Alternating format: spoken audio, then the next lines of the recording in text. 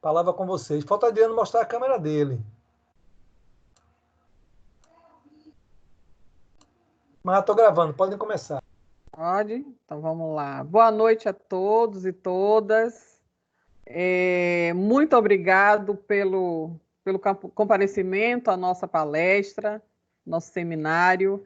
Peço desculpas pelo atraso, que eu estava tentando logar já tem uns 15 minutos e a conexão resolveu nos atrapalhar logo agora, nesse momento, mas é para dar mais emoção, para a gente ficar mais ligado, mais interessado na nossa palestra. Eu quero agradecer ao professor Silvar e professora Sônia, toda a equipe do evento, que está fazendo um evento maravilhoso, um evento fantástico. Nesse momento de pandemia, é muito importante a gente discutir, rever os amigos, rever os alunos, os colegas, e mesmo que distante, né? Mas discutir o que é importante para a gente, discutir coisas boas, coisas interessantes, é maravilhoso, né? Então, parabéns, professor Silvar, pela iniciativa, professora Sônia e toda a sua equipe, tá? Obrigado pelo convite, pela oportunidade de deixar a gente mostrar um pouco do nosso trabalho, né? Dividir um pouco com o pessoal o nosso trabalho. Nosso trabalho é um trabalho muito interessante. Eu vou pedir que Raíssa, ao terminar a palestra dela, ela me dê alguns minutinhos para que eu apresente um pouco da nossa equipe, um pouco do que a gente faz, e aí a gente dá vazão às questões. O que é que eu queria acordar com vocês? Que inicialmente a gente deixasse a Raíssa fazer toda a palestra dela, toda a apresentação dela, e ao final da apresentação, nós daríamos 10 minutinhos para que os estudantes, os participantes pudessem elaborar algumas questões, pudessem fazer alguns comentários, e aí eu volto, apresento um pouco do nosso grupo e a gente abre para os comentários, tudo bem? Então, vocês agora ficam com Raíssa. Raíssa é estudante de Direito, é uma estudante recém-chegada ao grupo, mas foi uma compra de um passe fantástico que nós tivemos. Ela faz parte de uma linha de pesquisa do nosso grupo que trabalha sobre proteção financeira, direitos do consumidor, a parte mais jurídica, né, do nosso grupo. E vocês vão agora ter uma oportunidade de discutir, de compartilhar muita informação legal. Ela fez essa apresentação com muito carinho para vocês, viu? Uma boa palestra. Raíssa, fique à vontade.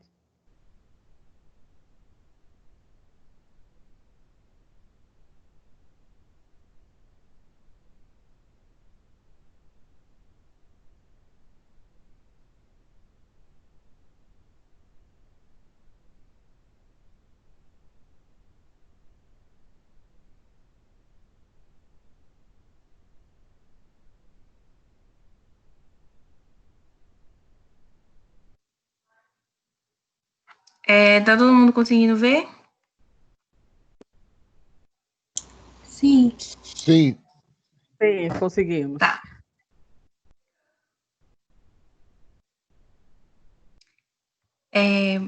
Boa noite a todos e a todas. Sejam muito bem-vindos ao Seminário Interdisciplinar Online com o tema Fraudes e Golpes em Tempos de Pandemia, Como Resolver.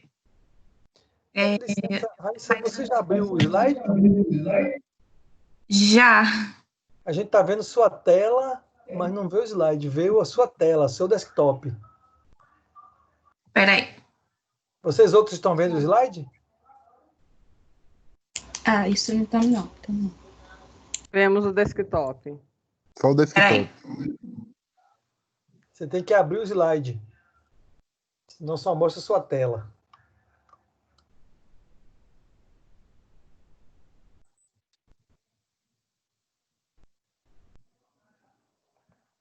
Primeiro você abre o slide, depois você compartilha a tela. Tá, peraí.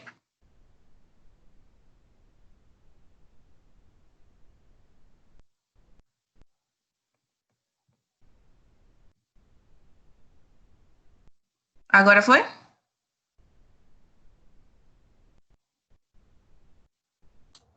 Agora, falta botar no modo da apresentação. Já Pronto, tá vendo. Agora, Raíssa. Aê! pronto, tudo certo.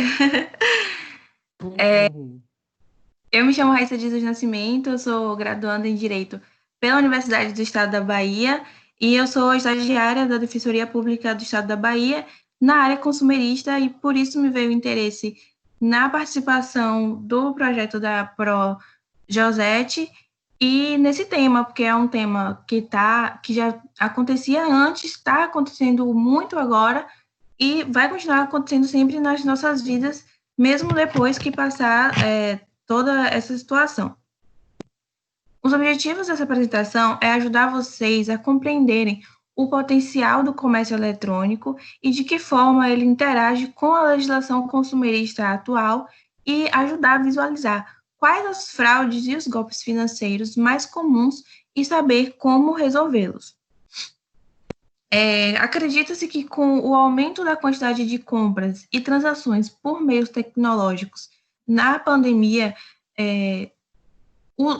as pessoas ficaram mais suscetíveis a sofrer golpes e fraudes. E aí veio uma preocupação muito grande dos especialistas em direito do consumidor e em áreas associadas em torno dessas situações que podem vir a acontecer. Também é importante, se viu ainda mais a importância de informar as pessoas, a população, para que ela saiba se prevenir e resolver a situação caso venha a sofrer algum tipo de problema. As relações de consumo surgiram na tentativa de solucionar os problemas relacionados às necessidades de sobrevivência que as primeiras comunidades possuíam, e aí vem evoluindo e se adaptando às novas necessidades dos indivíduos. Na primeira imagem, a gente pode visualizar uma troca de mercadorias, que era como se dava o escambo, que é uma forma de consumo que acontecia anteriormente. Na segunda imagem, a gente pode ver a troca de moeda por algum bem. A gente pode trocar hoje dinheiro por um carro, por uma casa, por outro tipo por roupa, por qualquer outro tipo de bem, objeto ou serviço. E a gente tem visto a evolução constante para um novo tipo de relação de consumo, que é a relação de consumo virtual, onde as trocas são realizadas à distância, as negociações e as transações são todas realizadas à distância e os contratos também são executados à distância.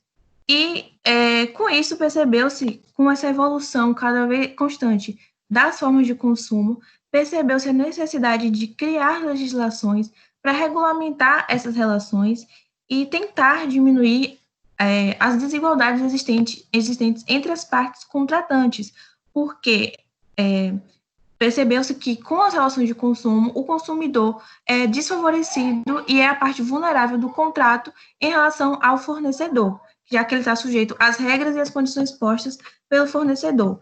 No Brasil, a gente tem o Código de Defesa do Consumidor, que é de 1990, o Código Civil, que é de 2002, e a Lei do Comércio Eletrônico, que é de 2013. Com o surgimento da internet, aconteceu a revolução do conhecimento, da geração da pesquisa, das comunicações e das formas de interação da sociedade como um todo. Várias pessoas de vários lugares do mundo podem se comunicar através de diversos aparelhos, através de diversas tecnologias, e não demorou para que essas experiências recebessem o nome de comércio eletrônico.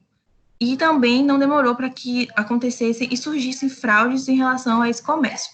Essas fraudes estão mais propensas a acontecer em datas comemorativas, em situações de anormalidade, como, por exemplo, a que a gente está vivendo, que é a situação do coronavírus. E por que estão mais propensas a acontecer nesse momento? Porque são momentos que aumentam a quantidade de compras e tanto de forma presencial, mas também de forma virtual, né, que quando as pessoas procuram presentes, procuram coisas para sanar suas necessidades e estão mais suscetíveis a cair nessas situações.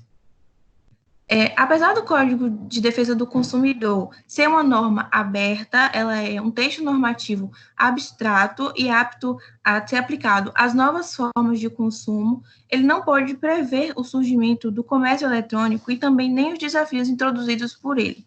Nesse sentido, a gente vai abordar um pouco, para entender um pouco mais sobre o comércio eletrônico, a legislação consumerista e os golpes e fraudes mais comuns na pandemia. Então, o comércio eletrônico. O que é o comércio eletrônico? Ele pode ser considerado uma extensão do comércio convencional, em que é tratado em um ambiente digital, em que as operações de troca, compra e venda e de prestação de serviços acontecem com suporte de equipamentos e programas de informática. E ele pode atingir tanto as relações privadas de pessoa com pessoas, quanto relações públicas de pessoa com pessoas físicas com pessoas jurídicas de direito público ou pessoas físicas e o próprio governo. Quais os bens mais comercializados? Segundo uma pesquisa realizada pela eByte, que é uma ferramenta que realiza pesquisa com os consumidores e dá selos de certificação e segurança para o funcionamento das lojas virtuais, ficou comprovado que as categorias dos bens mais comercializados no comércio eletrônico são os bens de moda e acessório, contabilizando 19%, cosméticos e perfumarias, 18%, eletrodomésticos, 10%, livros e revistas, e aqui estão incluídos tanto os livros de revistas físicos quanto os livros de revistas digitais, 9%, objetos de informática, 7%. As demais porcentagens ficam divididas entre outros produtos. E isso significa, então, que o comércio convencional vai desaparecer? Não, o comércio convencional não vai desaparecer, porque apesar de existirem muitas vantagens com o comércio eletrônico, como a gente vai ver posteriormente, existem produtos e serviços, métodos de realização não são possíveis de maneira virtual. E, como eu falei, o comércio eletrônico tem vantagens e tem desvantagens, e a gente vai ver um pouco sobre elas agora.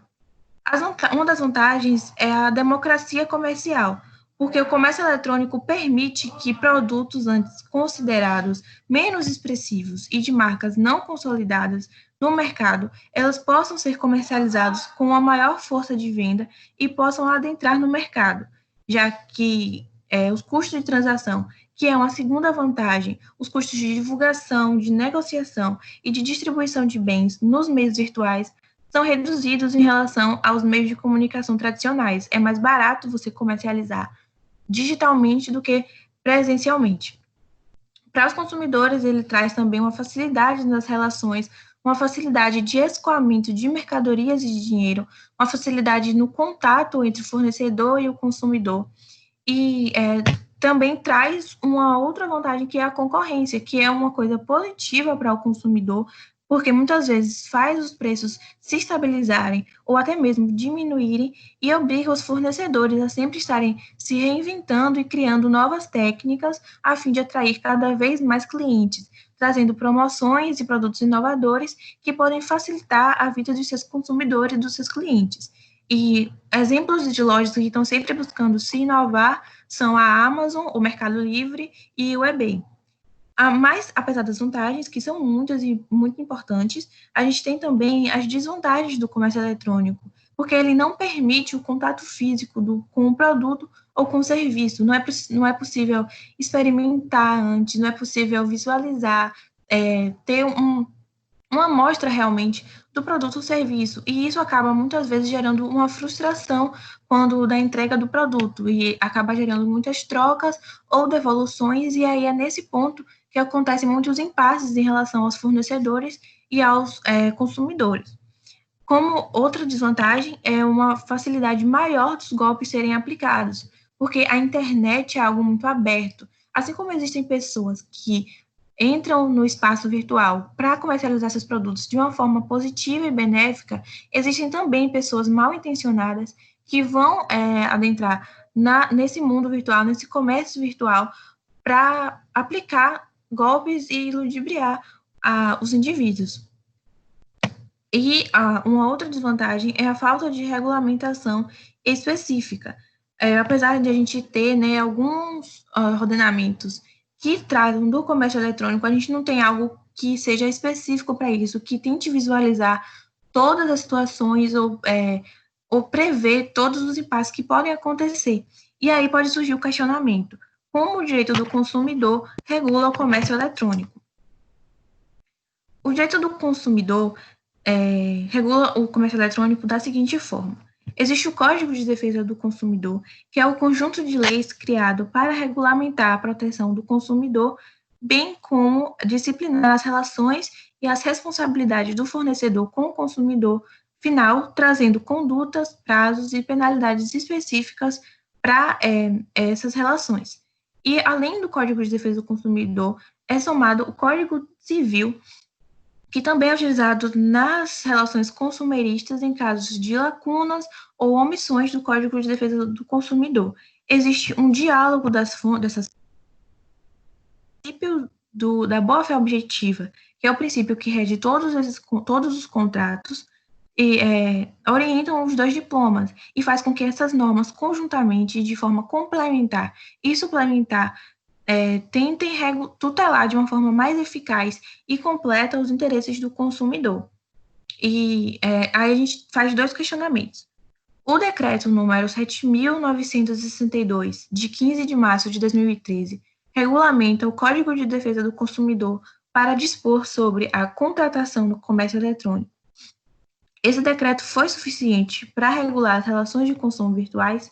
Então, apesar de ter sido um avanço esse decreto, apesar de abranger o direito da informação, para que todas as informações que o fornecedor puder dar para o consumidor ser dada, para que o atendimento seja facilitado e trazer algum tipo de transparência e garantia para os consumidores, ele consta apenas com 9 artigos, e esses artigos não são suficientes para sanar todas as situações e as dúvidas existentes em relação ao comércio eletrônico. Então, o que é necessário para melhor regular as relações decorrentes do comércio eletrônico? É importante que se criem legislações específicas para regular esse tipo de comércio, que saiba visualizar os contratos firmados na plataforma digital de uma maneira diferenciada e tente suprir todas as lacunas existentes no Código de Defesa do Consumidor em relação a essas relações, e sempre seguindo o preceito constitucional de proteção ao consumidor, que é algo que deve ser primordial, deve ser prioridade na criação dessas novas legislações. Agora a gente vai ver os golpes e fraudes que estão acontecendo de forma mais comum agora na pandemia. E o primeiro deles é o golpe do auxílio emergencial, que é algo que muita gente está procurando no momento, está muita gente precisando, então eles estão aproveitando desse momento de vulnerabilidade dos indivíduos para poder aplicar esse tipo de golpe. E como ele funciona? A pessoa abre um link que está sendo compartilhado no WhatsApp e nas redes sociais, e é direcionado a um site ou aplicativo que finge ser a plataforma oficial do governo. E aí, ao clicar nesse link, vão aparecer perguntas como: você é autônomo ou você é beneficiário do Bolsa Família?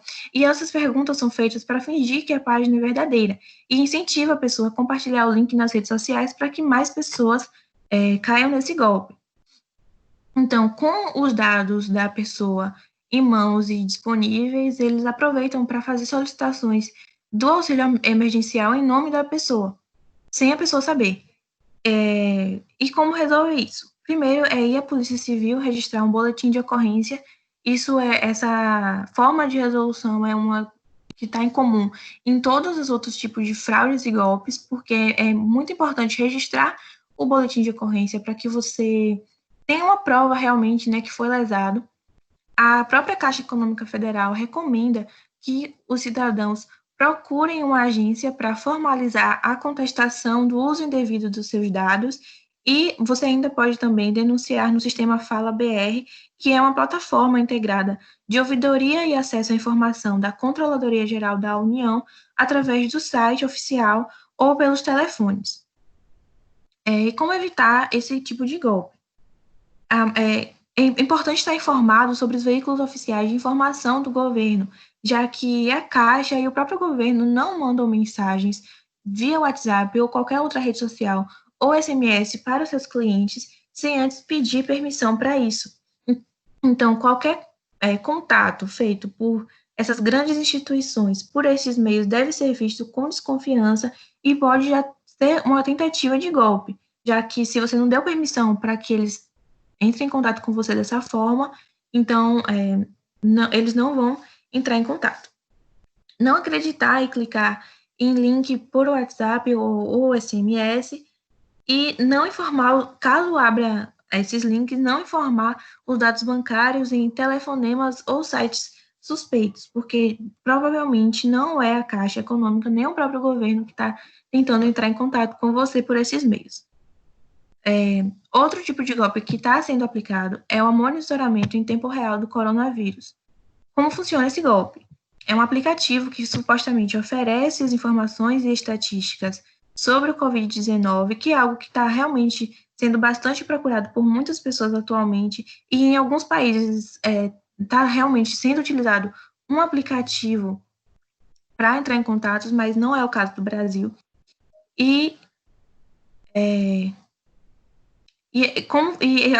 Esse aplicativo bloqueia o seu celular e pede o pagamento em Bitcoin, que é para desbloquear, que é a moeda virtual. O problema é que a fonte da informação que esses aplicativos utilizam, ela é legítima, as informações são verdadeiras, mas o aplicativo em si não é legítimo, ele é a partir de uma plataforma que hackeia as pessoas e tem acesso aos aplicativos de banco, tem acesso às suas senhas. Então, como resolver? E a Polícia Civil registrar boletim de ocorrência sempre. Se tiver aplicativo de banco no aparelho, aciona a agência e fica atento às possíveis transações e, se possível, mudar todas as suas senhas com urgência, porque eles podem entrar em suas redes sociais e se passar como você, acabar pedindo dinheiro, esses contatos ou coisas desse tipo. Como evitar? É importante baixar sempre aplicativos de lojas oficiais, visualizando os comentários e as avaliações. Sempre acompanhar as notícias em grandes portais e ou sites oficiais do governo, ter cuidado com mensagens que prometem coisas como a cura, a vacina ou benefício não comprovado da doença. Eu trouxe aqui alguns aplicativos e sites confiáveis para ter informação sobre o coronavírus, que é o portal G1, o app Coronavírus SUS e o Covid Visualizer, que são aplicativos e sites confiáveis para ter informações desse tipo. Um outro golpe é a internet grátis da Anatel. Foi uma mensagem divulgada pelo WhatsApp também, uma mensagem que traz uma oferta falsa de 7 GB grátis de internet para incentivar as pessoas a ficarem em casa. Ao abrir o link, ele pede dados e a linha telefônica da vítima e incentiva o compartilhamento para que mais pessoas caiam no golpe. Ele cadastra o número da pessoa, da vítima, em serviços premium da operadora, que acaba gerando cobranças indevidas. Como resolver esse problema? Como sempre, ir à Polícia Civil registrar boletim de ocorrência, entrar em contato com a Anatel ou com as operadoras pelos canais oficiais e cancelar os serviços contratados, além de pedir o ressarcimento pelos valores já debitados. Caso as operadoras ou a Anatel não resolvam o problema, ou se recusem, ou não resolvam de maneira satisfatória, é sempre importante entrar em contato com o Procon para que ele dê as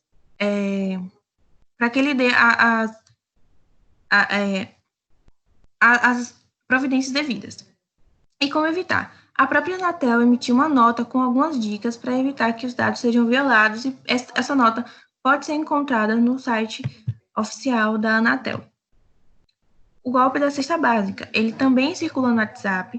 Como a maioria dos golpes acontece, né, eles sempre estão circulando nesses meios que as pessoas estão mais utilizando no momento, e a mensagem afirma que o governo estaria doando cestas básicas.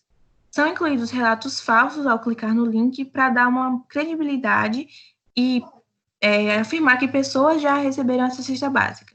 Ao finalizarem o seu cadastro, as pessoas acabam permitindo, sem saber e sem querer, o acesso a dados do computador e do celular. E como resolver? É importante ir à Polícia Civil registrar boletim de ocorrência mais uma vez, porque é sempre bom reiterar isso. É bom fazer uma limpeza no seu aparelho, tentar mudar todas as suas senhas também, entrar em contato com os bancos, operadoras e afins para bloquear qualquer tipo de movimentação suspeita e estar sempre atento a qualquer tipo de transação que possa vir a acontecer. com seus dados. E como evitar? É sempre bom conferir se a mensagem é realmente proveniente do órgão responsável por isso. Conferir também se o aviso de doação está também no site oficial do governo, do Ministério da Cidadania, porque é lá que vai sair qualquer tipo de informação sobre isso. É importante ligar para a instituição antes de preencher qualquer link ou anexo e verificar a terminação do site. Geralmente, o site do governo tem a terminação .gov.br. O golpe do delivery, que ele tem uma dinâmica meio diferente dos outros, que funciona da seguinte forma. A pessoa que fez o pedido recebe um telefonema e quando o entregador chega, ele apresenta uma maquininha com o visor danificado. E aí, ele afirma que a taxa, que aconteceu um problema com a taxa de frete e que ela deve ser paga pessoalmente. E aí, quando a pessoa vai pagar e a maquininha com o visor danificada, ela não sabe qual o valor que está sendo cobrado e geralmente só descobre quando chega a fatura do cartão. Como resolver? Sempre a Polícia Civil registrar boletim de ocorrência, entrar em contato com os aplicativos de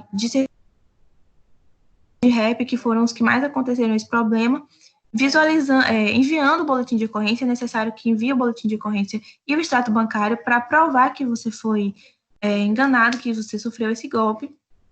E caso essas empresas não queiram resolver o problema ou não resolvam de forma satisfatória também, é bom ir para o PROCON, onde o PROCON afirma que as empresas respondem pelos atos dos entregadores por conta do artigo 34 do Código de Defesa do Consumidor, que eu vou ler aqui para vocês. O artigo 34 do Código de Defesa do Consumidor afirma que o fornecedor do produto ou serviço é solidariamente responsável pelos atos dos seus prepostos ou representantes autônomos. Então, apesar de os entregadores não terem nenhum tipo de vínculo empregatício com a empresa, eles que selecionaram esses entregadores sem antes fazer uma busca, né, um entendimento de quem são essas pessoas. Então, sim, eles são responsáveis por ressarcir as possíveis vítimas. E como evitar? As próprias empresas orientam que elas não fazem contato com os usuários por telefone para cobrar taxa de pagamento. E é sempre, caso venha acontecer alguma coisa desse tipo, de o entregador trazer a maquininha, é necessário checar o valor cobrado e se recusar a pagar, caso não seja possível verificar o valor. Esse último golpe que a gente vai ver agora, que são os sites e as lojas virtuais falsas, é algo que já acontece há muito tempo, todo mundo está suscetível a cair nesse golpe. Está acontecendo bastante agora e vai continuar acontecendo, então é muito importante ter uma atenção maior nesse lado. Como funciona? Eles criam um site e registram com o nome de uma pessoa, de um laranja, uma pessoa que vai se passar por dono da loja. Eles oferecem produtos com preços mais baratos que o mercado comum e, ao aparecer as reclamações, eles utilizam as respostas muito bem elaboradas e depois acabam desativando o site ou sumindo. E como resolver? Se o site ainda estiver no ar, tentem entrar em contato com a loja virtual. Se a loja não estiver mais no ar, entre em contato com o PROCON e junta todos os documentos que provam seu direito e liga para o número 151, para ter um atendimento mais especializado, e ainda a possibilidade de entrar em contato com delegacias especializadas em crimes virtuais, se for o caso da sua cidade ter esse tipo de delegacia, porque muitas cidades não têm e você vai à delegacia comum mesmo. Como evitar? É sempre importante conferir o endereço do site, o CNPJ da loja e da empresa e os dados comerciais. É importante conferir se o site tem um certificado de funcionamento digital e ou selos de aprovação de segurança e conhecer a reputação da empresa através de indicações de pessoas que já, por acaso, se conhecerem essa empresa ou não. E é sempre importante lembrar que em todos esses casos, caso você não tenha uma resposta satisfatória, caso você não consiga ter uma resolução mesmo do seu problema, é sempre possível acionar a justiça. E como fazer isso? Geralmente, em causas consumeristas, o valor da causa não ultrapassa 40 salários mínimos. E é por isso que os processos que contiverem um valor não superior a isso, eles são protocolados nos juizados especiais cíveis. É importante lembrar também que, se a causa não ultrapassar 20 salários mínimos, é possível ajuizar a ação sem a presença de advogado, mas é claro que é recomendável que se contrate um para ter uma melhor orientação a respeito dos termos, dos prazos e do que fazer. Então, o primeiro passo é juntar todos os documentos que comprovem o seu direito, que comprovem que você foi ludibriado de alguma forma. Esses documentos podem ser diversos, como contratos, conversas, notas fiscais, boletim de ocorrência, informações próprias suas, informações pessoais, e informações também do fornecedor ou qualquer tipo de prova que vai contribuir para o processo. Depois de todos os documentos, de juntar todos os documentos, você procura o juizado especial civil da sua cidade ou o órgão que está sendo responsável por protocolar esse tipo de ação, e lá vai ter algum funcionário que vai te orientar, caso você não tenha advogado, né? Vai ter um funcionário que vai te orientar, que vai fazer a sua petição inicial, que é o documento que formaliza o início do processo, vai protocolar essa petição inicial e o processo se iniciará. Então, é importante sempre estar atento aos prazos estabelecidos depois do início do processo e comparecer às audiências marcadas.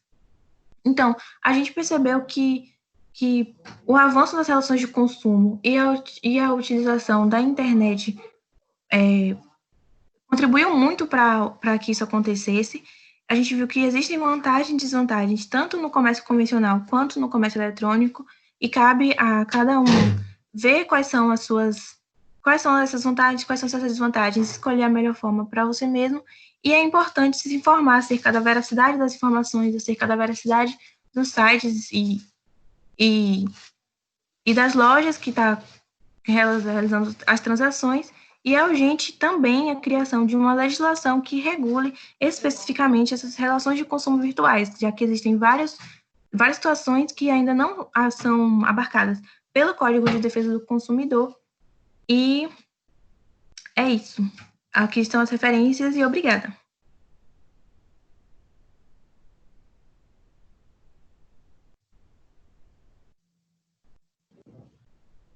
Ok, Raíssa. Todos me ouvem, gente? Sim, Pro. Sim, Pro. Sim. Deixa eu ver se agora consegui finalmente, né? Entrar pelo computador.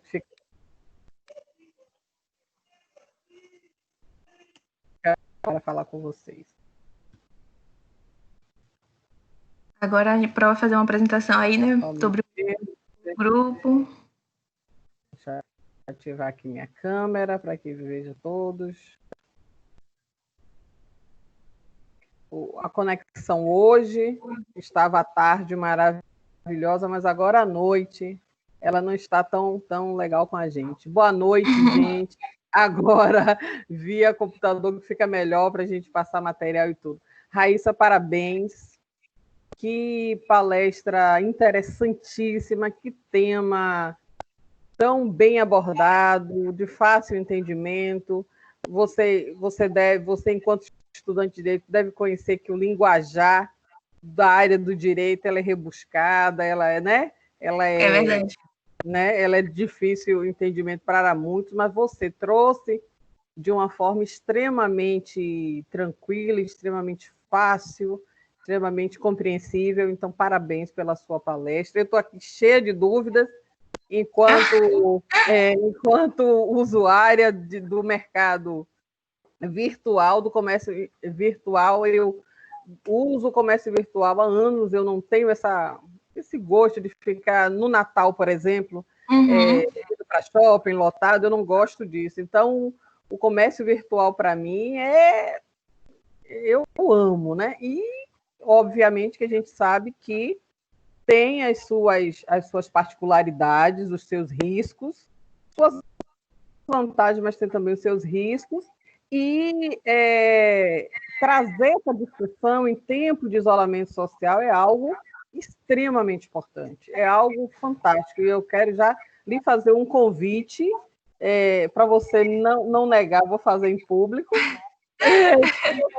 é que a gente trabalhe essa palestra para apresentar depois em um outro evento, que eu vou até comunicar aos participantes, uma coisa mais que tenha uma profundidade maior, porque eu sei que muitos vão querer. Bom, eu queria agora, eu tenho algumas questões aqui para perguntar a Raíssa, mas enquanto a Raíssa vai aí bebendo a água, relaxando um pouco, eu queria passar para os convidados que estão aqui nos assistindo, nos prestigiando, um pouco do nosso trabalho. Raíssa, eu vou tentar aqui compartilhar com vocês. Raíssa é uma aquisição nova do nosso grupo, né? Uma aquisição recente. Nós estávamos trabalhando sem algum especialista na área de direito, e Raíssa chegou para acalmar o nosso coração, né? Acalmar o nosso coração no aspecto de que ela trouxe ideias fantásticas para o grupo, trouxe inovações, trouxe um lado, uma parte do grupo que é desconhecida, porque nós temos, na maioria,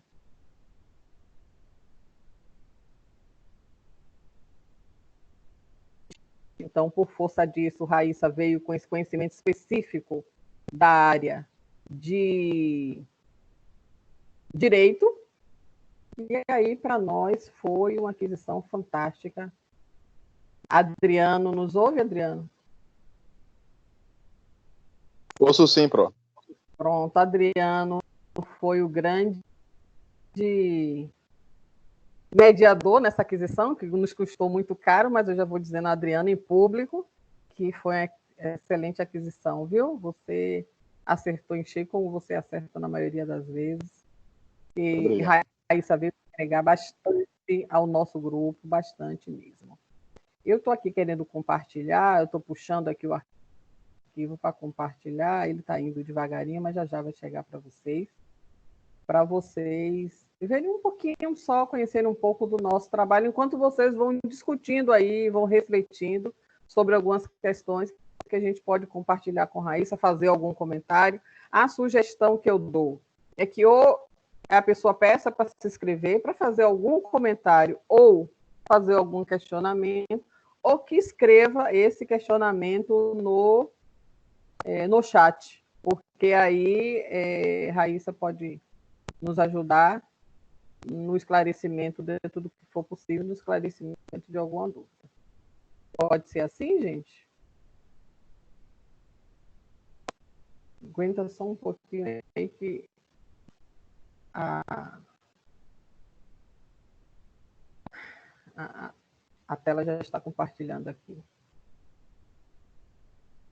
Agora à noite, à tarde, nós fizemos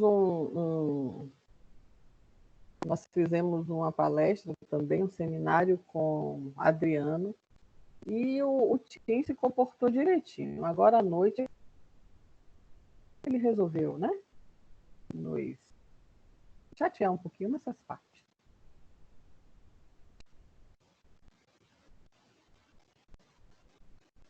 Tem estudantes de Direito, de Ciências Contábeis assistindo? Tá meio dividido? Participantes?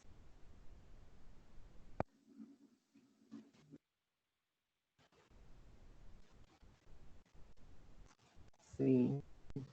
Sim, é Direito, é Contábeis. Coloca aí de onde é, qual o curso que faz, para a gente...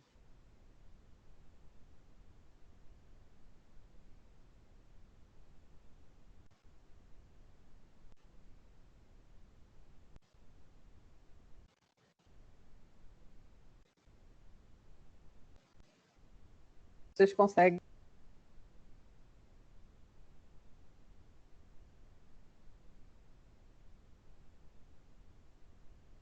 enxergar? Adriano, você que está acompanhando no chat, o pessoal já consegue enxergar, visualizar a tela? Está cortando um pouco, professora, a professora fala. A voz? a fala. Agora consegue me ouvir melhor e consegue enxergar? Agora tá ok. A gente ainda não consegue ver. Não? Tá indo rapidinho. No chat falaram que são alunos de Direito e de Contábil, está bem dividido. Ah, que maravilha, que bom, que bom. Agora. Consegue? O pessoal consegue visualizar, Adriano? Pergunta, por favor. Conseguem visualizar, pessoal? Acho que eu consigo visualizar. Pô. Eu consigo. Pronto, então acho que chegou para Já está todo visível. mundo. Bom, ótimo, ótimo. Esse é o nosso grupo, é um grupo de pesquisa. Nós somos um grupo pequenininho, ainda não temos o registro no CNPq, mas nós estamos começando a construir um material interessante. Nós temos uma vinculação com o grupo de pesquisa Sociedade em Rede, do professor Alfredo Mata. Então, o nosso grupo, ele meio que está interligado a esse grande grupo, que já tem um histórico de publicação, de material, de construção, de resultados na área acadêmica, na área científica muito grande. Então, esse grupo nosso está vinculado a ele, né? Então, nosso grupo se autodenominou Conhecimento, Consciência e Cidadania, porque nós imaginamos que o conhecimento que a gente produz, que a gente troca, o diálogo que nós trocamos, nos dá consciência no sentido de entender o poder que cada um tem, os direitos e deveres que cada um tem, elucidar algumas dúvidas com relação a alguns assuntos da área que nós discutimos, que é a área, de forma geral, contábil financeira. E essa consciência permite-nos, de certa forma, exercer a cidadania. Essa cidadania de uma forma correta, sabendo onde são os nossos direitos, os nossos deveres, né? Eu oriento essa equipe fantástica, eu sou privilegiada de estar trabalhando com esses estudantes, porque são estudantes dedicados, disciplinados, interessados, adoram os desafios. Então, eu costumo jogar uma bomba de Hiroshima, eles desatam essa bomba de uma forma fantástica e o resultado é produtivo. Adriano, Ana Cláudia, Bárbara, Gabriele, Natanael, Luiz, ciências contábeis. Raíssa, representante do curso de Direito, certo? As nossas linhas de pesquisa, o que nós focamos são essas linhas aí. Significado do dinheiro, onde Gabriele trabalha efetivamente a neurociência do consumo, a plasticidade do cérebro no que diz respeito a influenciar as questões de consumo e de entendimento do que o dinheiro faz para o comportamento do consumidor, né? Como que a psicologia, a economia comportamental influencia nas aquisições, e isso, de certa forma, está vinculado ao que cada significado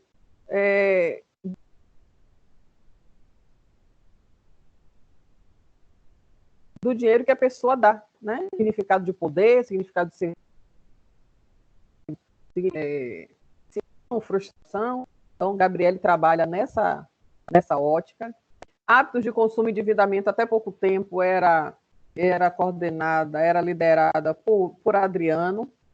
Ele, à tarde, ele apresentou uma palestra sobre essa temática, mas ele aceitou um grande desafio, que ele é um menino corajoso, inteligente, competente. Então, ele disse: Pro, eu vou migrar para a Seguridade Social. Nós estávamos sem ninguém, e ele resolveu aceitar esse grande desafio. Então, essa linha aí foi assumida por Bárbara L., que é uma estudante de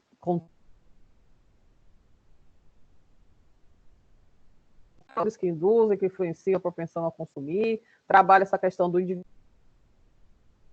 superendividamento, oneomania, enfim, os transtornos relacionados ao endividamento,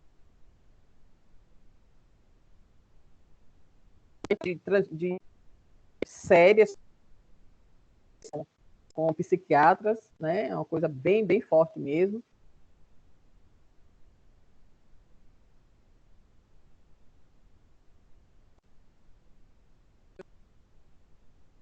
Sabes que trabalha essas questões de crédito, acesso ao crédito, ao limite de crédito, empréstimos, né?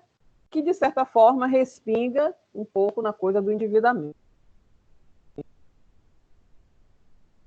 Nossas linhas são bem interligadas e interdependentes. Ana, o fomentador de planejamento dessa pessoa que tem um acesso ao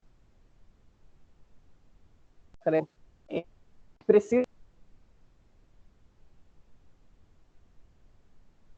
doméstico, uma pessoa jurídica que tenha um microcrédito, né? Então, ela trabalha essa coisa do acesso a esses mecanismos de crédito, porque a gente sabe que na economia capitalista a produção precisa do consumo para dinamizar, para trabalhar, para escoar sua produção. Então, o acesso ao crédito é uma forma de dar poder de compra a essas pessoas, para que essas pessoas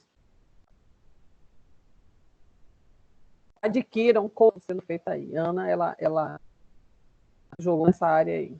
Educação financeira, que nós temos duas abordagens. Uma abordagem, perdão, com duas linhas. O planejamento financeiro, de forma geral, que Natanael assumiu pessoas físicas. Ele quer trabalhar o planejamento financeiro sob a ótica do orçamento doméstico e das finanças pessoais.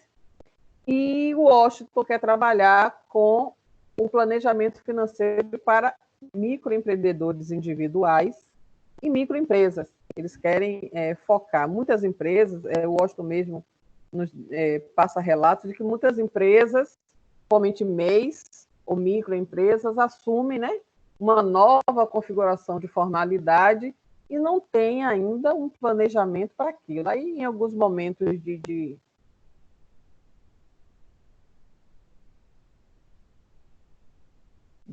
orçamento pessoal, eles pegam dinheiro próprio e injetam na empresa. Então, o órgão quer trabalhar em condições de isolamento social, afastamento social, as pessoas, os microempresários individuais, microempreendedores individuais e os microempresários são realmente uma fatia do mercado muito, muito atingida, né? E nós vamos trabalhar nessa perspectiva aí. Nós temos também uma linha de investimentos, onde o Luiz Magno ele já fez várias capacitações. Nós já fizemos aplicação com escolas de Camaçari, nós já fizemos aplicação com um grupo de defensores e conselheiros dos direitos humanos de Salvador e Lauro de Freitas. Estamos agora com um projeto para fazer a aplicação desse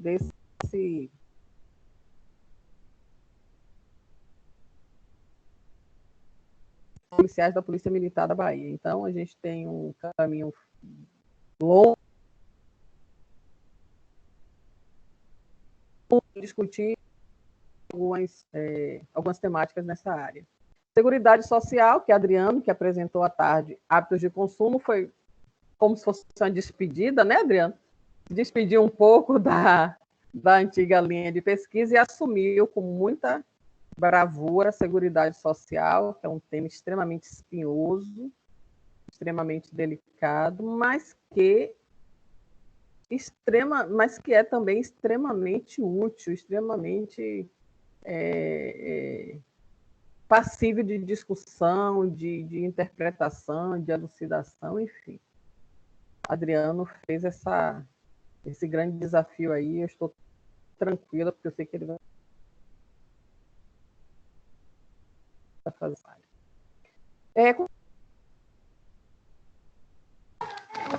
Pronto, tá travando. Quem nós seguimos? Nós seguimos, conhece o som. que nada do que fazemos é... Está travando? Me ouve agora? Um pouquinho.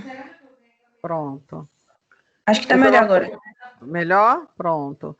As orientações epistemológicas, como eu estava falando, que é o socioconstrutivismo ou sociointeracionismo de Vygotsky, onde nós, enquanto pesquisadores, não entendemos que uma pesquisa ou uma aplicação pedagógica, uma aplicação educacional é feita apenas por professores, por pesquisadores, né? Na verdade, nós construímos nossas pesquisas, nossas aplicações com o público-alvo que nós vamos pesquisar. Então, é construída pelo interação entre nós, investigadores, uma outra orientação epistemológica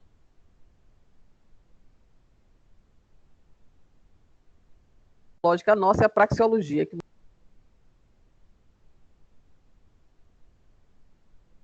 nós entendemos que a prática ela é produtiva, ou seja, diante do seu dia a dia. A gente privilegia de praxe desse perspectiva de poder atender, né, das necessidades.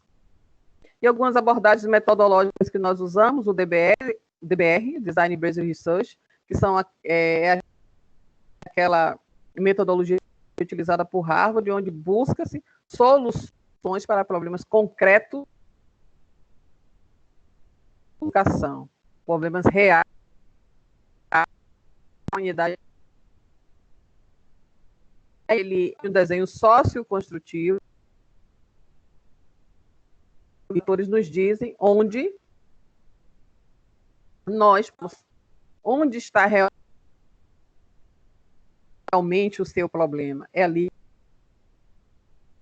com o par junto. E esse DBR foi adaptado pelo professor Alfredo Mata. Vocês me ouvem, gente, ainda? Travou mais um pouquinho. Conseguem me ouvir? Pronto. Pesquisa, aplicação, vocês conseguiram ouvir? Pode, se puder repetir. Repito, sim, pois não. Pesquisa, aplicação é uma adaptação do DBR que foi criado em Harvard às condições de aplicação nacionais. Então, o professor Alfredo Mata redesenhou essa abordagem metodológica para as questões do nosso cotidiano educacional. Então, ele trouxe uma perspectiva de falar sobre aplicações e intervenções educacionais no chão de fábrica, onde realmente a educação acontece. Do cotidiano das escolas, no dia a dia das universidades de ensino superior, os específicos. É um outro instrumento metodológico que nós procuramos seguir. Legitimidade junto aos nossos pesquisadores, né? Pesquisa experimental e a semi-experimental, nós utilizamos. E agora nós estamos indo ao nosso trabalho os jogos digitais, os serial games, que é um jogo que não tem aquela perspectiva pura, única, apenas de entretenimento, mas que tem um propósito pedagógico, educacional envolvido na sua estrutura, na sua organização. E a gente vai agora fazer uma capacitação sobre o RPG especificamente e trazer essas aplicações para os vários públicos aí, né? E as nossas avaliações. Nós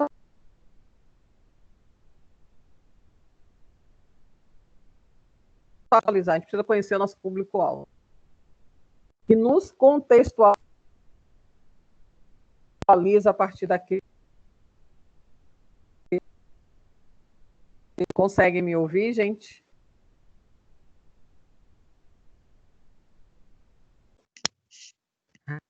Tá travando um pouco. Conseguem me ouvir? Professor. Às Travando? vezes, Eu repito falar. a avaliação. Pronto. Quando parar de falar, me avisa que eu retorno, tá bom? Que está tendo oscilações, porque começou a chover aqui. Então, acredito que é isso. Tá? Me ouvem agora? Sim. Conseguem me ouvir agora? Pronto. Então, vamos lá. Nossas avaliações diagnósticas, que é a pesquisa socioeconômica, que nos contextualiza, nos dá um parecer daquele público que a gente vai trabalhar, fazemos pré-testes e pós-testes para avaliar o nível de evolução cognitiva nos nossos temas específicos com aquele público e fazemos questionários também de cada linha de pesquisa específica. Uma coisa que eu gostaria de pedir a vocês é que nós acabamos de aprontar uma pesquisa socioeconômica e um questionário de contextualização das nossas linhas. Deveremos colocá-lo em disparar para vocês nas próximas semanas. Eu gostaria que vocês, dentro das possibilidades, respondessem, nos dessem um feedback para que a gente construa novos conteúdos a partir desse feedback de vocês, tá? Então, caso cheguem o e-mail de vocês, alguma pesquisa, algum questionário, vem do grupo de professora Josete, eu peço a gentileza e de que vocês respondam para a gente, para que a gente dê vazão às nossas pesquisas. Nós temos não é fraude nem golpe virtual. Alô? Nós temos... não é, com certeza. É sério. Exatamente, Raíssa. Perfeito. Nós temos alguns projetos de cursos, de capacitações, de eventos, e aí nós precisamos desse retorno de vocês. E esse aí é o nosso e-mail, é o nosso contato. Quem estiver interessado em conhecer mais alguma coisa sobre nós, quem estiver interessado em conversar conosco sobre algum tópico, fiquem à vontade, nós responderemos dentro das possibilidades. Ok? Certinho, Ok. pronto.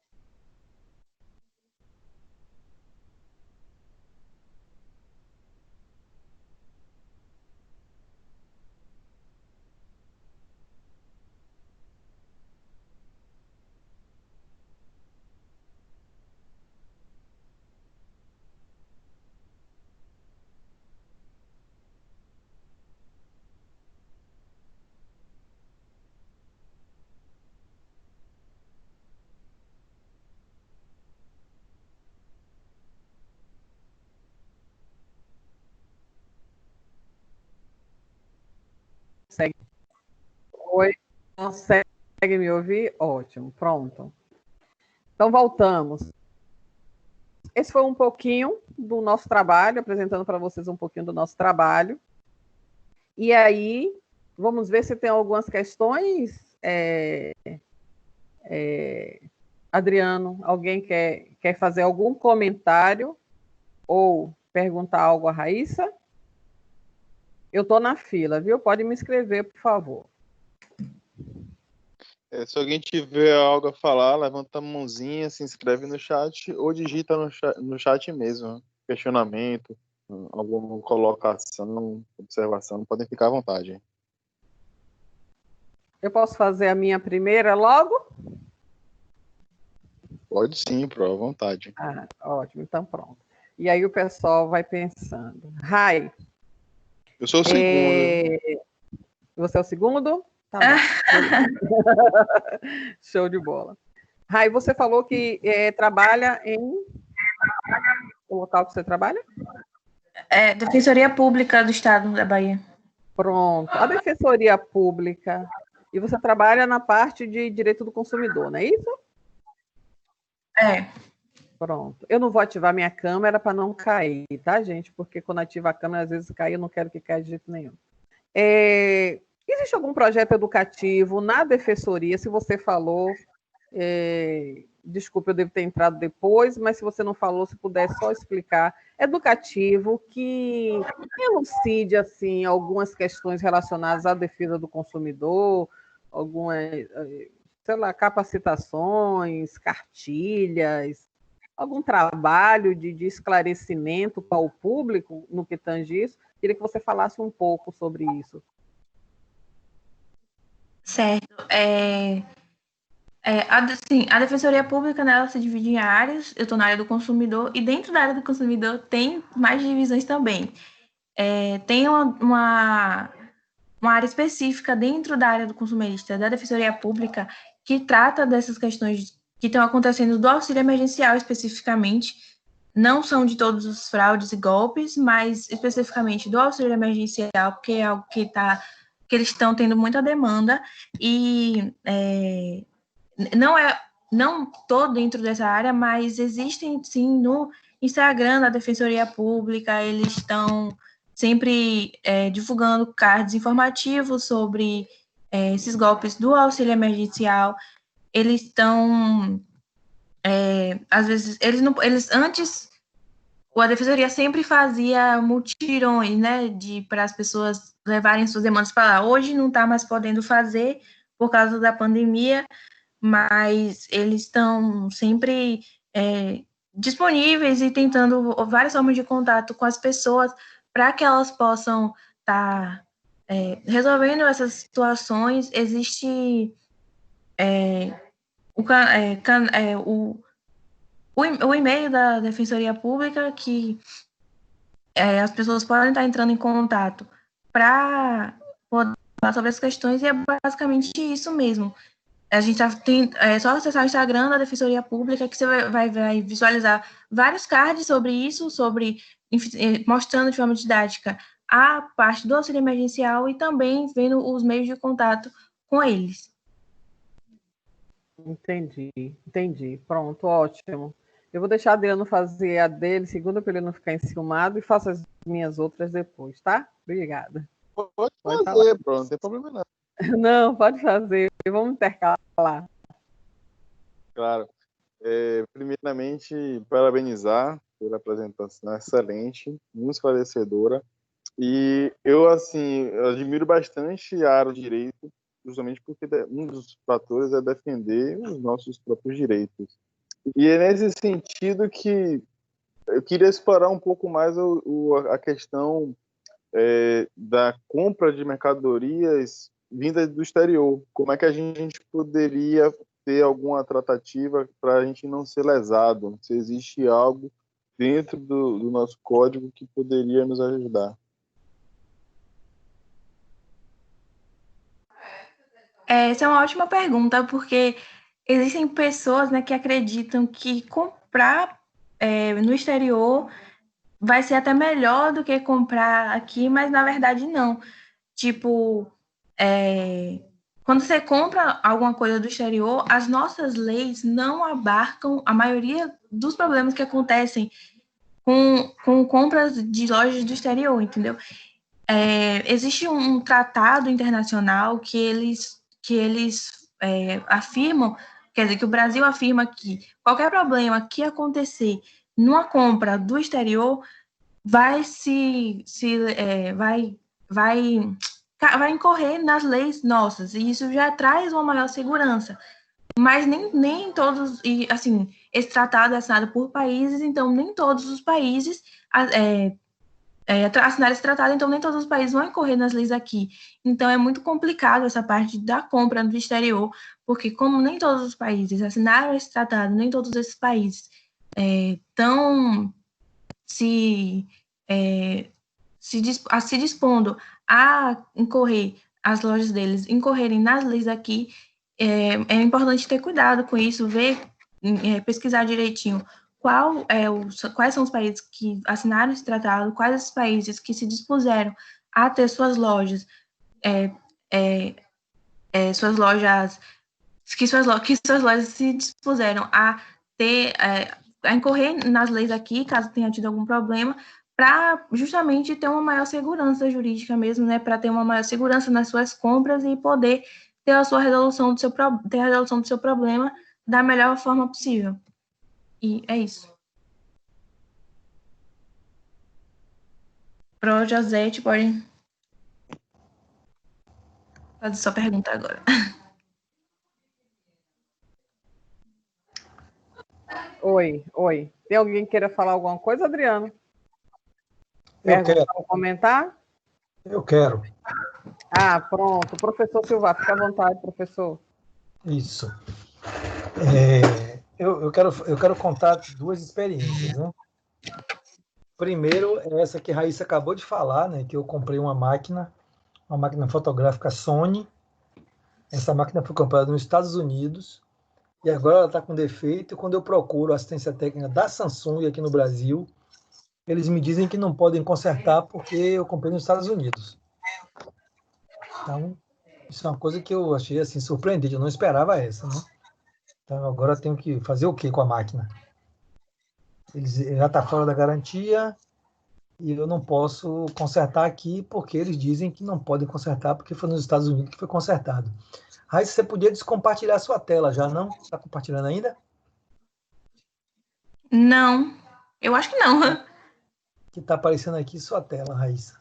Não está Vixe. não.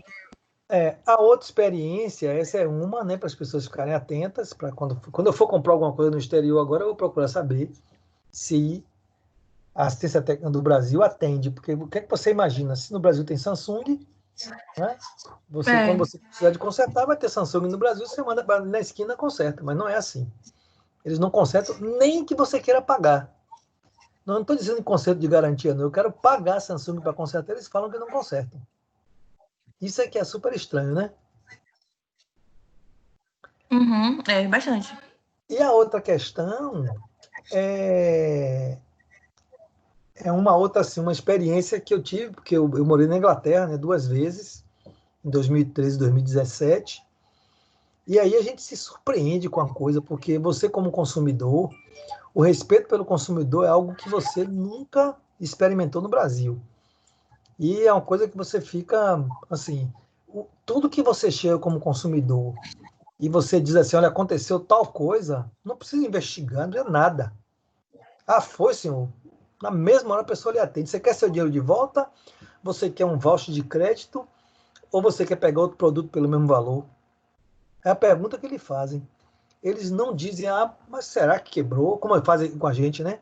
Quebrou como? O senhor fez o que com isso? O senhor ligou numa corrente maior? O senhor deixou cair? Aqui, quando você tem um problema, as pessoas desconfiam da sua atitude. E eu me acostumei, né? A gente terminou vendo você comprou alguma coisa lá na Inglaterra, quando você vai, já tem um setorzinho que tem uma placa assim, algumas lojas tem Change Your Mind, que aqui no Brasil seria mudou de ideia. Aí tem lá uma perguntinha, Change Your Mind. E se você mudou de ideia, não interessa se você mudou de ideia porque você não quer mais, porque você viu que o equipamento não lhe atende, porque você experimentou e não gostou, porque não interessa. Você chegou lá e disse, eu quero trocar, na mesma hora a pessoa lhe atende. É uma coisa assim que a gente que não está acostumado com isso, né? O consumidor brasileiro não tem proteção. Eu já vi casos assim interessantíssimos, né? Tem um que para mim é emblemático.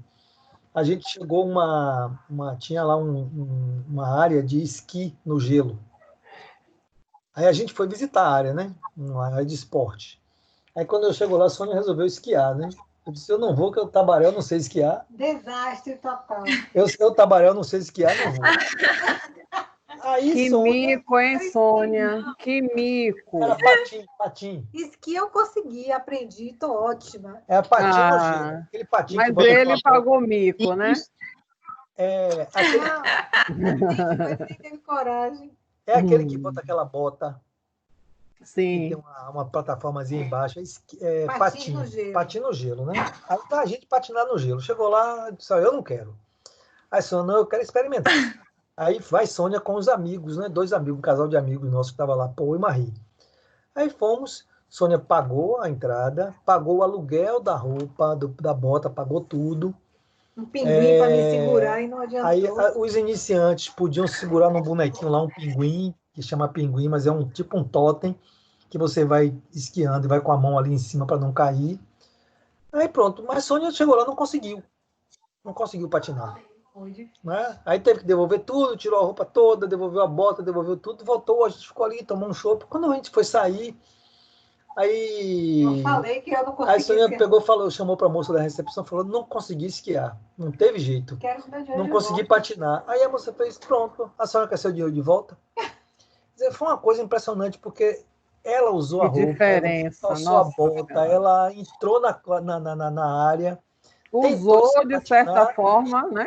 não conseguiu e foi devolvido a íntegra. Não sei, vai descontar tanto. Não, devolveu o dinheiro todo. Na mesma Ainda hora, pediu assim, tipo, sabe, nossa senhora, tente outra vez, se a gente puder ajudar, tipo pedindo desculpa. Eu fiquei impressionado. Teve outra também que a gente foi Aqui no visitar. Brasil não teria isso. A gente foi visitar uma cidade antiga, não, né? e o tênis que a gente comprou errado? Foi, a gente comprou. Aí a gente foi visitar uma cidade antiga. Aí quando chegou lá, a gente visitou uma cidade vitoriana. Aí quando chegou lá, a gente entrou na cidade errada. Que é um museu a céu aberto que tem vários lugares assim. E lá é assim, uma cidade da era vitoriana que tem atores que funciona de 8 da manhã até 17 horas. E você pode entrar lá e você vai ver como é que era uma criação de animal, uma fabricação de barco, uma farmácia, uma padaria na era vitoriana, no século XIX. E tá todo mundo lá trabalhando, 17 horas fecha a cidade, os atores vão embora, mas as pessoas vestidas, você pode tomar um café numa casa, você vai numa missa, como era antigamente, né? Aí a gente entrou na cidade errada. Quando a gente já estava visitando a cidade, aí a pessoa, não, mas não é aqui que a gente queria, não, aqui não é a cidade que a gente queria. Aí voltamos para a recepção, o pessoal devolveu o dinheiro, era 80 libras. A preço de hoje é 500 pau para você entrar, porque uma libra é R$ 7, né? Então você ia pagar R$ 450 para entrar naquela cidade. E a orientadora da gente deu de presente para a gente conhecer essa atração turística. Então chegou lá, reclamamos, falamos que não era a cidade, entramos na cidade errada, devolveram o dinheiro todo, a gente foi para a portaria da outra, entrou na outra, visitou, tudo bem. Então a gente, consumidor brasileiro, não tem nem ideia do que é respeito a consumidor. A gente vai experimentar isso quando a gente chega nos países em que respeito ao consumidor existe de fato e você sente o que é isso, né? O que é você ser respeitado como consumidor. Espero que o depoimento tenha ajudado aí. Ajudou sim, professor, porque assim, como eu falei, né, a própria Constituição determina que a proteção ao consumidor é algo imprescindível, é algo que tem que ser prioridade, e a gente percebe que o consumidor é a parte vulnerável nas relações, mas muitas vezes a gente percebe que na prática não é isso, né? Não é assim que funciona. Deveria ser, mas acaba não sendo.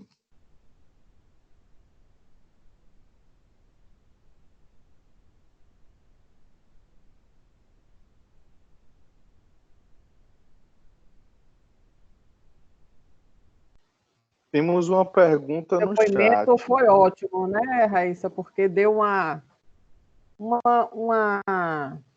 permitiu nos comparar, né? E ver como é que a gente convive aqui e como é o exterior. Perfeito, professor. Obrigado. Pronto, Adriano, fique à vontade. Eu não reconheci aqui, né, o autor da pergunta, mas ele fala o seguinte: sobre essa desvalorização elencada ao consumidor brasileiro, gostaria de perguntar acerca da formação dos inúmeros impostos para a importação, de onde provém, e quais motivos fomentam o aumento gradativo desses valores. Um exemplo um pouco distante desse fenômeno é referente ao IOF. Ele até brinca, né? Se for um pouco confuso, pode refazer a pergunta. Se Raíssa não entendeu, o participante pode abrir o áudio dele e perguntar. Aí Raíssa que vai dizer. É bom porque, meu Deus, se puder falar aí, abrir o microfone e perguntar. Medir aí, Adriano. Opa, com licença. Não, minha pergunta inicial era sobre a formação dos impostos, né? Minha primeira pergunta que eu fiz. Eu gostaria de saber como a gênese dos impostos, qual é o critério relacionado aos impostos. Minha primeira pergunta é essa. E quais os fatores que fomentam, que desencadeiam o aumento desses impostos? Porque, querendo ou não, com o passar dos anos, tem se percebido um aumento gradativo desses impostos, entendeu?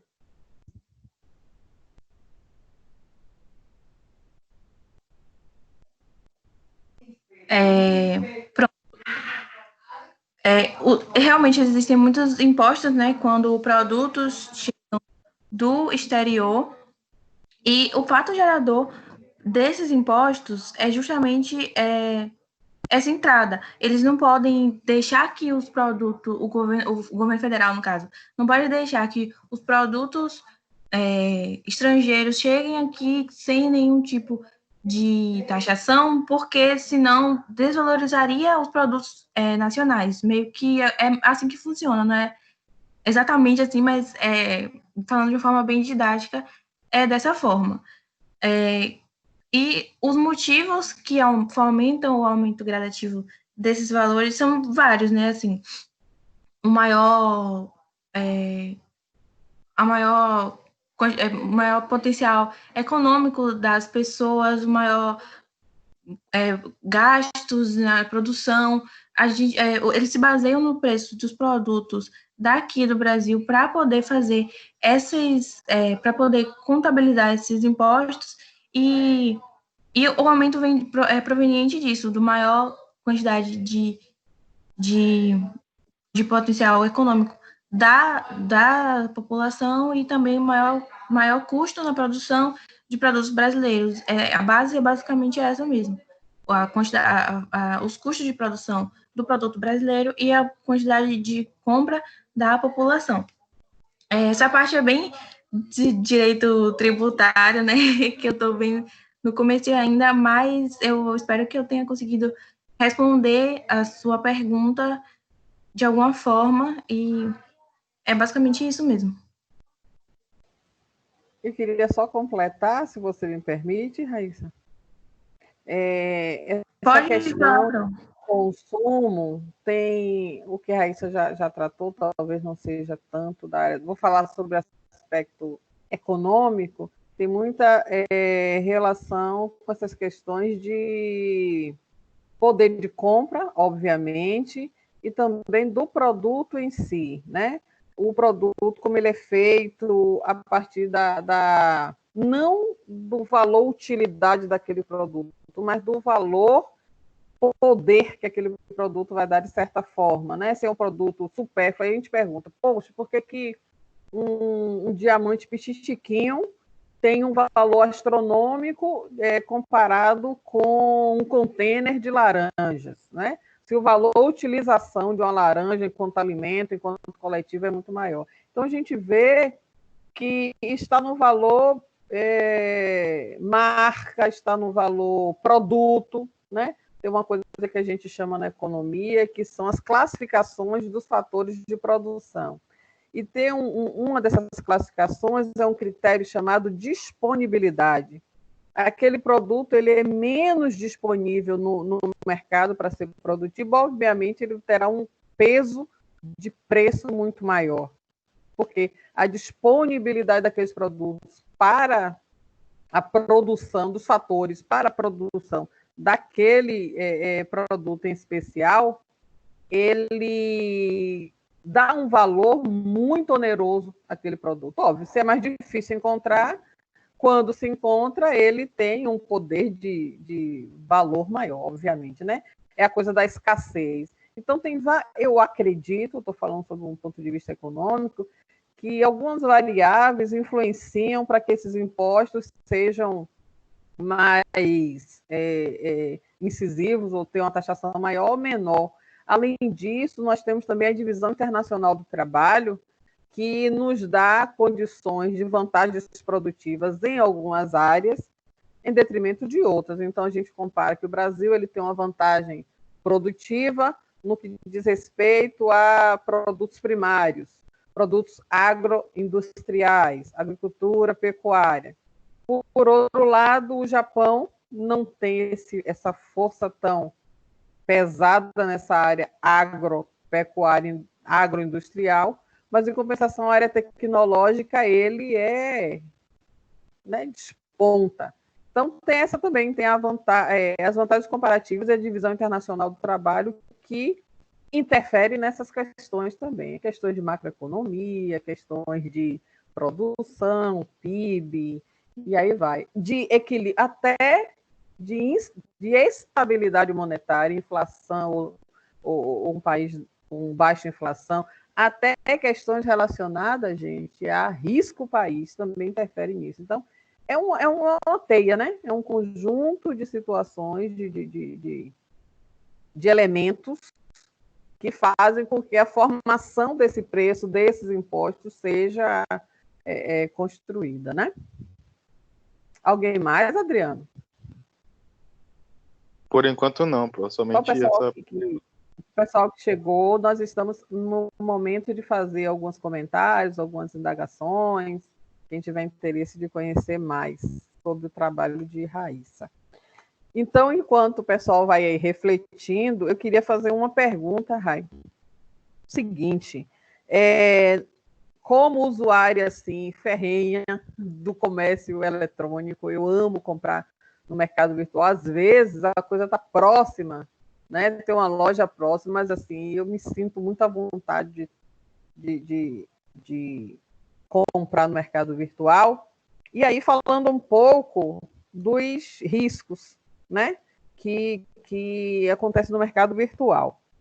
Você falou, que eu achei fantástico a sua explanação, quando você diz, na hora de comprar, vejamos as qualificações daquela loja, as qualificações daquele produto, e é interessante ver se alguém já comprou naquela loja, alguém próximo, já tem alguma experiência, né, de compra, e aí nos ajuda bastante a escolher. E aí eu recorro sempre, gostaria da sua visão sobre esse local, ao Reclame Aqui. Eu recorro demais ao Reclame Aqui, apesar de não entender muito a metodologia que eles usam para qualificar as lojas. Eles fazem alguma metodologia, não sei se é de reclamações atendidas, eu não sei, eu confesso que eu não sei. Mas eu confio muito no Reclame Aqui. O que você acha sobre esse instrumento de prevenção de possíveis fraudes, de possíveis... se é um caminho confiável, se a gente, dando uma olhada no Reclame Aqui, nos ajuda a comprar de forma mais segura. Qual a sua opinião sobre isso? Não, para você está no caminho certíssimo.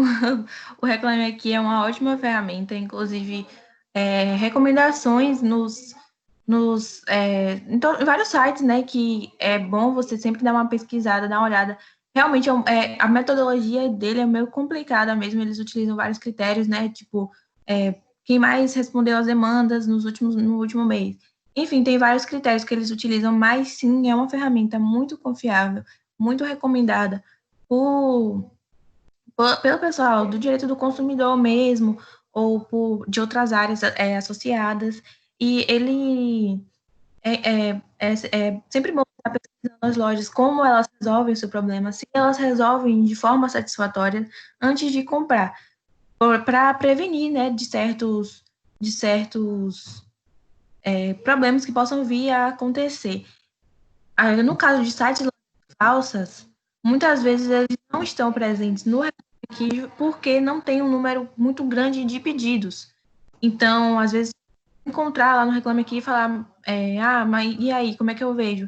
Então, também é uma outra forma de você se prevenir, ver que aquela loja não está sendo, não é verdadeira, que aquela loja é falsa, é que ela não existir problemas no Reclame Aqui, ou existir muito e ainda assim eles não tiverem sido resolvidos. Então, sim, a senhora está num caminho muito certo para se prevenir aí de possíveis golpes e fraudes. Seria bom, viu, gente, vocês que estão falando, manter a câmera aberta para gente, porque a gente está gravando o evento, é bom estar vendo, melhor do que estar vendo as letras. Pelo menos Adriano, Raíssa e Josete, manter as câmeras para a gente isso. Porque fica, sabe, fica aquela A minha coisa tá ligada. assim. Não, se eu tô vendo você, eu tô vendo só o RN.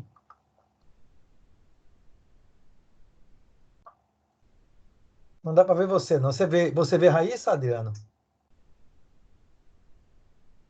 Eu consigo ver, Raíssa. Ah, então, será? Ah, pronto, agora eu vi, agora eu vi. É porque, sabe, fica estranho a gente ficar gravando só o áudio e não tá transmitindo, né? Depois que a pessoa que vai assistir depois não vê o palestrante. É isso aí, pode continuar.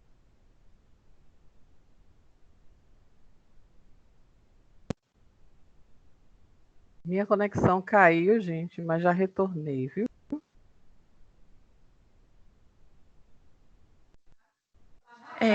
Tem alguma pergunta mais? Oi, Raíssa? Não tem mais nenhuma pergunta. Alguém quer fazer algum questionamento, alguma observação, algum comentário? Pode ficar à vontade. Adriano? Consegue me ouvir, professora? Oi, eu caí, a minha conexão caiu quando ela respondeu. Ela poderia repetir, por favor? Posso, pronto. Me perdoe, Rai. Quando você foi responder, a conexão caiu. Uma pena. Não, tudo bem. Eu estava falando que Sobre o Reclame Aqui. Isso, que a Zero está no caminho certo para se prevenir de possíveis fraudes e golpes, porque é uma ferramenta muito recomendada pelos especialistas mesmo, muito recomendada em vários sites, porque a metodologia dele realmente é um pouco difícil, eles utilizam vários critérios para poder classificar as lojas, mas é uma ferramenta que dá para você utilizar para estar vendo se as lojas estão respondendo às perguntas ou estão respondendo os questionamentos de forma satisfatória, se elas estão tratando, como elas estão tratando seus clientes de uma forma geral, né?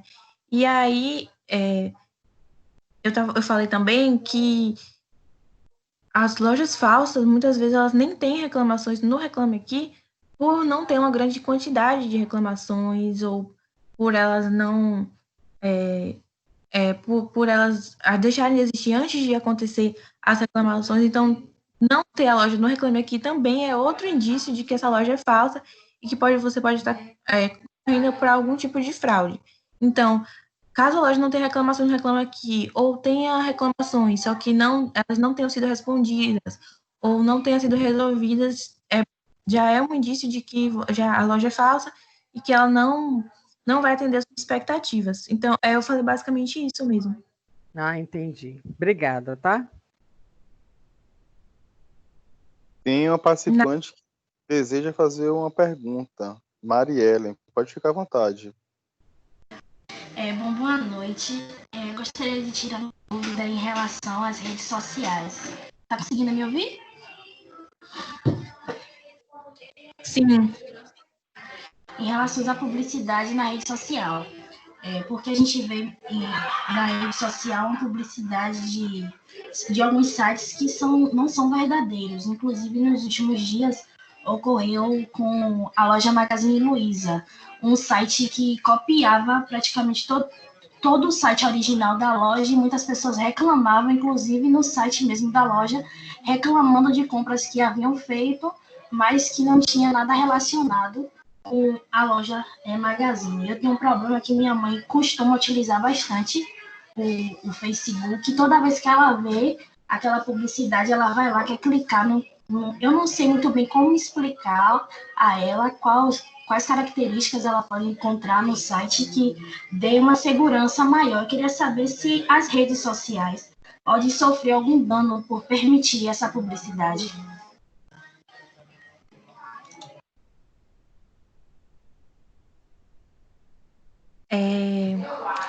Sim, realmente isso é uma coisa que acontece muito, que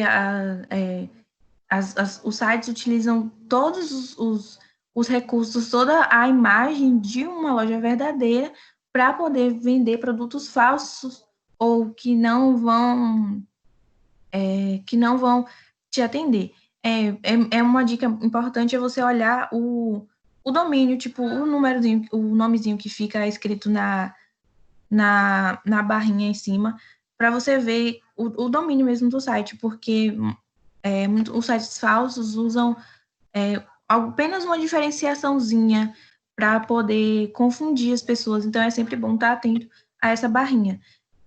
E as redes sociais, elas podem sofrer, sim, algum tipo elas podem, sim, ser responsabilizadas por estar permitindo esse tipo de propaganda, mas às vezes também tem que ver como se dá, na verdade, essa forma de relação da rede social com a loja, porque muitas vezes essas propagandas são muitas vezes a forma que as propagandas se dão, às vezes não estão associadas somente à rede social. Então é bom ver de que forma elas se associam e caso tenha ocorrido uma contratação posterior, caso tenha acontecido um acordo mesmo entre a rede social e a loja supostamente verdadeira, as redes sociais sim podem ser responsabilizadas por possíveis danos que pode ser responsabilizada solidariamente a loja com os possíveis danos que os clientes possam vir a acontecer. Você tem que primeiro ver, é sempre importante tentar ver com o Procon, né, para ver se consegue se eles te dão medidas especializadas para o seu caso, mas é sempre bom saber que você pode sim recorrer à justiça nesses casos.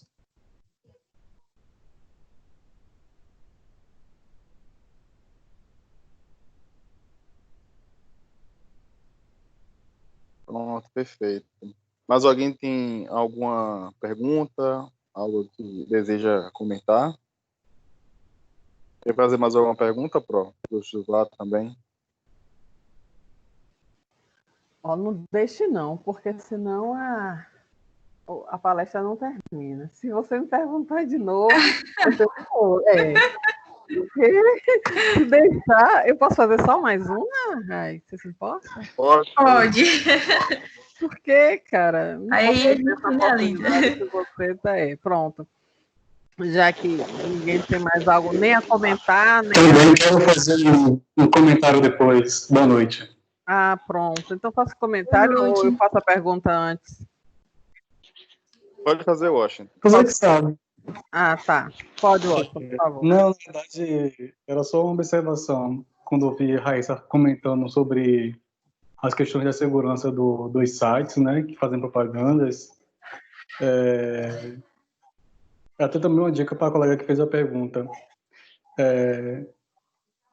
Ainda temos aquela questão do domínio que a Raíssa acabou de falar, que tem aquele cadeadozinho, né, Raíssa, que informa que o site é seguro, né? Eles pagam para ter aquela segurança dentro de um site e é um valor caro. Quando você paga por aqui, quando o site, a empresa, no caso, paga por aquilo, eu não sei qual é a empresa que faz essa segurança, mas ela também se responsabiliza por se estar dando como um site seguro a se acessar.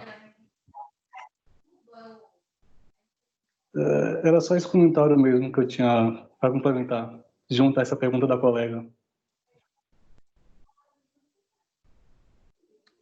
Ótimo, excelente. Certo. Posso fazer a minha? Pronto. É a última, prometo. Olha só. Eu vi um caso na TV, não sei se vocês conseguiram assistir, de uma senhora que tinha um cartão de crédito, venceu o cartão de crédito dela. O cartão de crédito dela foi enviado pelos Correios, pelo banco, né, pela gerenciadora do cartão.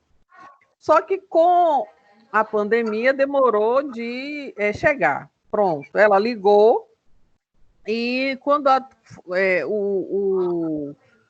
o atendimento do cartão orientou que ela cancelasse o que tinha demorado, poderia ter extraviado e tal, pedisse o novo. Ela pediu, só que nesse meio tempo ela disse, bom, como é que eu faço para fazer algumas compras compras, né? Que ela também, por isso que estamos no foco agora de comércio eletrônico, eu quero fazer algumas compras no meio virtual. Como é que eu faço? O banco disponibilizou para ela uma coisa que eu não sabia que acontecia, achei interessante, um tal de cartão eletrônico, que esse cartão ele permite que ela faça compras pela internet. Ela tem um cartão físico que ela pode fazer normal e esse fazia pela internet. Só que quando liberaram esse cartão dela, esse cartão eletrônico foi clonado.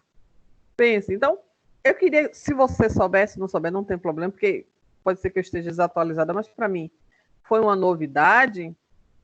Esse cartão eletrônico, ele tem confiabilidade? Como é que funciona esse cartão eletrônico, se você sabe, para compras em mercado eletrônico, se vem do banco? Quem que gerencia a segurança desse cartão? Você tem ideia disso ou ainda não pesquisou, ainda não sabe sobre isso? Só sua opinião ou o que você souber. Certo. Assim, eu não sei muito bem quem gerencia esse cartão, mas eu sei que é uma coisa que está crescendo muito, é uma tendência que está acontecendo, esses cartões eletrônicos. Eu, assim, eu confio nesses cartões, né? Porque eu já fiz compras com ele e, enfim, não tive nenhum tipo de problema, mas realmente pode acontecer de como tem um fluxo de dados muito grande de forma eletrônica, pode acontecer sim dele ser clonado e bom estar sempre atento a isso. Ela pode pedir o cancelamento do cartão, no caso dele ser sido clonado, ela pode recorrer à justiça para responsabilizar o banco por, acredito eu, que ele que regula essa segurança, que o banco que regula a segurança desse cartão. Então, no caso de ela ter tido algum tipo de problema, eu acho que o banco deve ser responsabilizado por isso. Agora, assim, eu não sei te dizer exatamente se é o banco mesmo que realiza a segurança, não sei dizer exatamente quem realiza a segurança, mas eu acredito que existe sim, a gente tem que dar um nível de confiabilidade a esses cartões, e no caso dele ser clonado, pedir responsabilização e ressarcimento do banco mesmo. No caso dela, o banco ele estornou para ela imediatamente, estornou para o cartão dela a situação imediatamente. Ela disse que realmente ela não teve dificuldade com isso, mas que ficou um alerta para que as pessoas saibam manusear esse tipo de instrumento de crédito, de compra, porque ele tem, como você falou, esse fluxo de dados disponíveis, né, no mundo eletrônico, que aí pode trazer consequências, né, graves. Mas foi essa história que eu achei interessante. Obrigado, Alyssa. É isso mesmo, é bem interessante mesmo.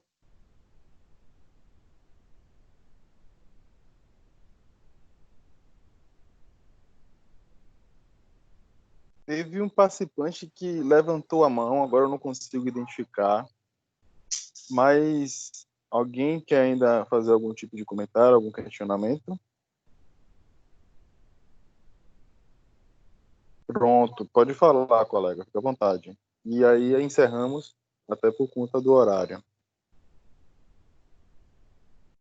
Bom, na verdade, vocês estão me ouvindo? Perfeitamente. Tá tudo bem? Sim. Na verdade, esse tipo de cartão, geralmente, eles são disponibilizados no próprio aplicativo do banco. Se vocês entrarem no aplicativo do banco que vocês são clientes, vocês conseguem emitir esse cartão. E, geralmente, esse cartão ele tem um prazo, você estipula o prazo, estipula o limite, e ele geralmente é usado para uma compra. As pessoas geralmente solicitam ele para usar uma compra. Então, assim, o nível de falsificação é muito, muito baixo. A possibilidade de falsificação é muito baixa.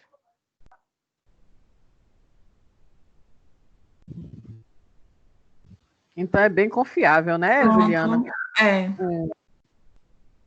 Porque era uma pessoa idosa, pelo menos a reportagem foi com uma pessoa idosa. Naturalmente, coitada, ela não teve, né, aquele manejo que a era da tecnologia os jovens têm, mas eu achei que foi uma coisa interessante de se discutir, que seria esse tempo. Não sei se ela colocou um tempo limite grande, enfim, passou muito rápido e eu achei interessante essa reportagem. Obrigado, Juliana. Obrigada pela contribuição.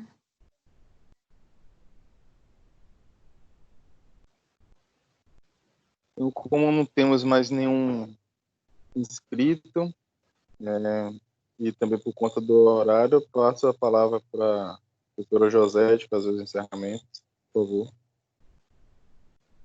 Bom, que bom, né? Eu fiquei muito feliz com a palestra de hoje. Na verdade, hoje o meu dia foi muito bem agraciado, porque eu tive dois filhos, né? São meus filhos, de certa forma, trabalhando um pouco do câmera, Pro. Ah, posso sim. Desculpe. É a emoção. Espera aí. Posso sim. Vamos lá.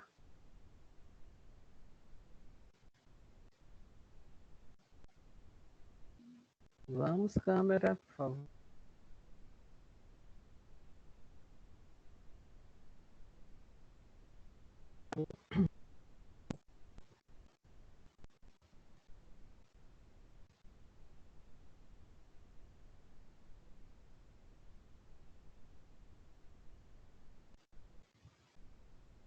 Consegue?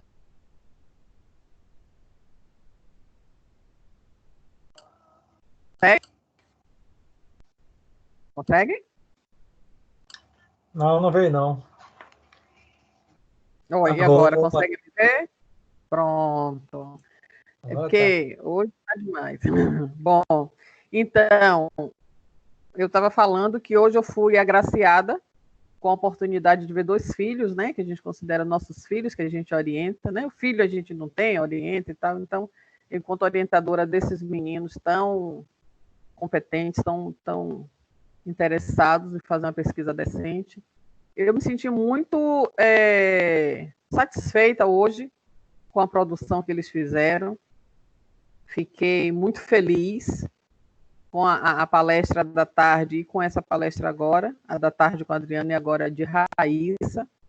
Só tenho a agradecer a todos que nos deram a oportunidade de falar um pouco do nosso trabalho, discutir coisas interessantes, coisas importantes, para o nosso dia a dia, o nosso cotidiano, em pandemia, em isolamento social. Então, é importantíssimo que a gente discuta novas formas de consumir, novas formas de nos proteger desse contexto. E eu só tenho a agradecer a audiência de vocês, agradecer ao professor Silvar por essa oportunidade que nos deu e dar por encerrado nosso seminário. Nos vemos em breve em algum outro evento. Muito obrigado, viu? Professor Silvar, o senhor quer falar algo ou podemos encerrar? Eu quero aproveitar para parabenizar o seu trabalho, parabenizar os dois, esses palestrantes, né? É muito importante a gente ter no nosso evento atividades assim de alta qualidade, promovida por estudantes, pesquisadores, pesquisadores e estudantes, que valorizam a nossa atividade. E hoje nós tivemos assim um dia muito produtivo, né?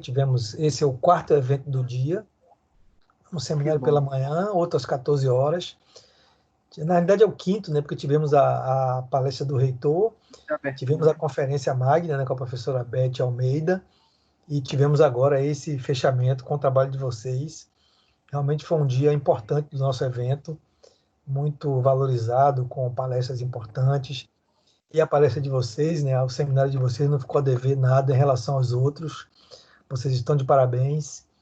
A professora Sônia quer aproveitar e dar uma palavrinha aqui também, está aqui junto. Quero dar os parabéns. Não, professora Sônia.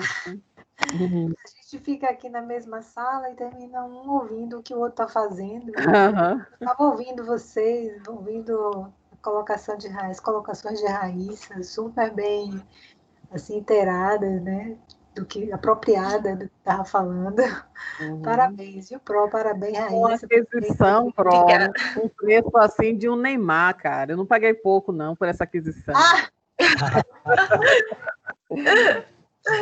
Trato caro. Raíssa, você foi minha aluna de metodologia ou de produção de texto? Oi? Você foi minha aluna de metodologia ou produção de texto? Não. Né? Eu fui aluna de fonética nessa área. Mesmo de você. Ela é de direito. Ah, porque você é de direito, é. Outra. Não pega disciplina com ela, não. É legal, gente. Já está no legal, sexto semestre, né, Raíssa? Uhum. Sexto, isso. Isso, pronto. Mas não estou negociando, não, viu? Comprei recente, não estou negociando, não. O passe é preso. O passe é O preso. passe está preso. Parabéns. Obrigada, viu? Por essa oportunidade que nos deu. O de investimentos, eu já estou fechando com os meninos, a gente vai fazer com ele. Ele teve um sério problema, mas ele vai conseguir adequar e a gente vai, dentro daqueles dias que você me propôs, ele vai encaixar e vai apresentar o trabalho, viu? A gente apresenta depois, com tranquilidade. É melhor. Essa Ele semana aqui. Trabalho. Essa semana é que você já viu o pique que tá, né? Tipo, hoje, faz parte. 4 eventos. Sim. Mas é assim mesmo? E amanhã a gente tem 2 oficinas. Imagino. Né? Então, nosso grupo está à disposição, viu? Quando precisar. Valeu, Pro. Obrigado, viu? Parabéns mais uma vez. Tchau, tchau. Obrigada a todo mundo. Esse Obrigado, vídeo daqui a pouco o vídeo vai estar no canal do evento. Eu vou mandar o link para vocês podem divulgar e vai ficar esse acervo importante para ser utilizado no departamento. Perfeito. Pronto, obrigada. Obrigada, professor. Obrigado, gente. Obrigada, a todos. Um abraço. Tchau, tchau. Boa noite. Boa noite. Tchau, pessoal. Valeu. Tchau. Tchau, tchau. Boa noite. O link do evento de novo, que eu não recebi, não.